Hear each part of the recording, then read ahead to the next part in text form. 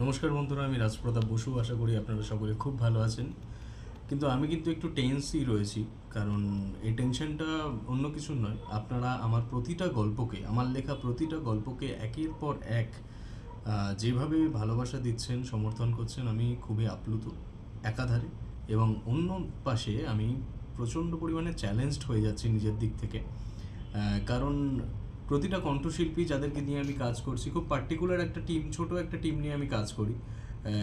তারা প্রত্যেকেই আমার গল্প যেভাবে আমি লিখি, যেই কল্পনা থেকে আমি প্রত্যেকটা চরিত্রকে তৈরি করি, শুধু তান্ত্রিক নয়, সেটা তো আমি করি বেসিক্যালি, ভালো করবই সেটার একটা প্রবণতা থাকেই। কিন্তু আদারওয়াইজ যে ক্যারেক্টারগুলো থাকে, সাপোর্টিং রোলে যে ক্যারেক্টারগুলো থাকে, যেমন লাস্ট গল্পটি বেরোলো, বাগদিপাড়ার কালকুঠুরি, এই গল্পটিতে ইরাবতী এবং গৌরীর ক্যারেক্টারটা যে মেয়েটা করেছে, তার নাম পারমিতা।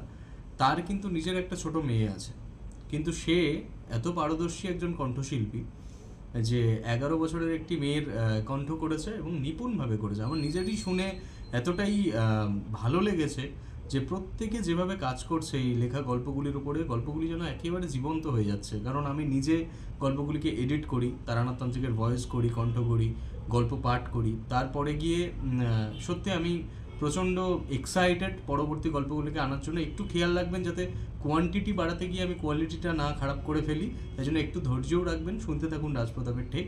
ধন্যবাদ।